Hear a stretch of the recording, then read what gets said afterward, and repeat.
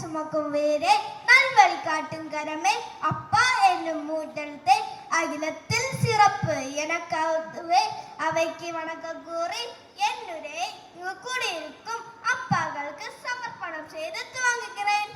10 மாதம் வயிற்றில் சுமதல் தாய் என்றால் ஆயுள் வரை நெற்றில் சுமப்பது தந்தேன்றோ. அம்மாவிடம் நாம் ஒட்டிக்கொள்வோம், அப்பாவிடம் நாம் எட்டி நிற்போம். அம்மாவின் அன்பு வெளிப்படையானது, அப்பாவின் அன்பு வெளியில் தெரியாது. உலகிற்கு உங்களை அறிமுகப்படுத்திய தாய் அந்த உலகத்தை அறிமுகப்படுத்திய தந்தை. தன் குழந்தை கீழே விழாமல் பார்ப்பார் அம்மா, கீழே விழுந்தால் எப்படி எழுவதென்பதை கற்றுக் கொடுப்பவர் அம்மா. தான் அடையாத வேதத்தை தன் பிள்ளை அடைய வேண்டும் என தூக்கம் தெளிந்து ஓடி ஓடி வேலை செய்து பார்த்து பார்த்து செய்கிறார் அப்பா. சொல்ல போனால் கோபப்பட்டாலும் தனக்கென புது துணி வாங்காமல் தன் பிள்ளை அழகாய் உடை உடுத்தி ஒரு அழகு பார்க்கும் ஒரு அழகிய உறவு அப்பா. ஒரு உண்மை நிகழ்வை பதிய வைக்கிறேன். வெளிநாட்டு விமானம் ஒன்று மத்திய தரை கடல் வழியாக 168 பயணிகளை கொண்டு 35,000 அடி உயரத்தில் பயணிக்கிறது. ஒரு சில நிமிடங்களில் அபாய குரல் எழுப்பியது.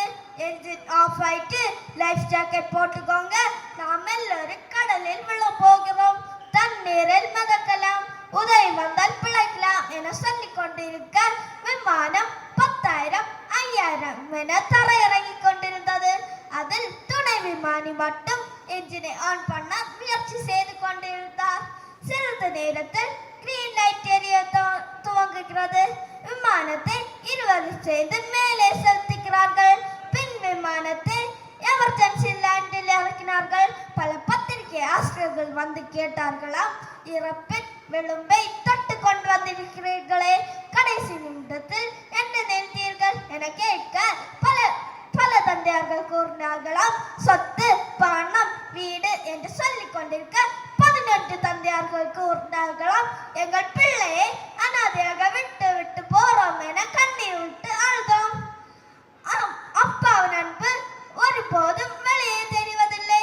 உழைப்பு, சேமிப்பு, தன்னம்பிக்கை இவைகளில் சொந்தக்காரர் அப்பாதான். செதுக்கப்பட்ட ஒவ்வொரு சிலையும் தெய்வம் என்றால் பிள்ளைகளின் எதிர்காலத்தை செதுக்குகிற ஒவ்வொரு அப்பாக்களும் தெய்வம்தான். அன்பை வார்த்தையில் சொல்லாமல் வாழ்க்கையில் வழிகாட்டும் ஒரே ஜீவன் அப்பாதான். அம்மாக்களை போன்ற